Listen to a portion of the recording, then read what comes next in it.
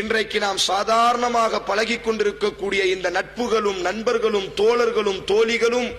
நாளைக்கு மறுமை வரை இந்த நட்புகள் தொடரும் என்பதாக அல் குர்ஆன் பதிவு செய்கிறது. அல்லாஹ் ரப்புல் ஆலமீன் குர்ஆனில் பதிவு செய்யும் பொழுது ஃபஅக்பல பஅதுஹும், நாளைக்கு மறுமையில் சொர்க்கத்தினுடைய அந்த கட்டிலில்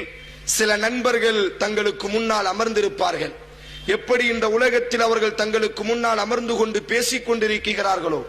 எப்படி தங்களுக்கு முன்னால் இவ்வுலகத்தில் எதிரும் புதிருமாக அமர்ந்து கொண்டு தங்களினுடைய வாழ்க்கையினுடைய கனவுகளை உரையாடுகிறார்களோ, அதுபோல நாளைக்கு மறுமையில் யார் இந்த பூமி பந்தில் சிறந்த நண்பர்களாக இருந்தார்களோ,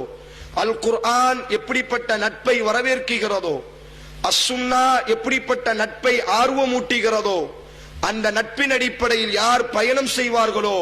நாளைக்கு மறுமையில் அதே சொர்க்கத்தில் இப்பூமி பந்தில் வாழ்ந்ததை போன்று அவர்கள் உறவாடி கொண்டிருப்பார்கள் என்று அல் குர்ஆன் பதிவு செய்கிறது.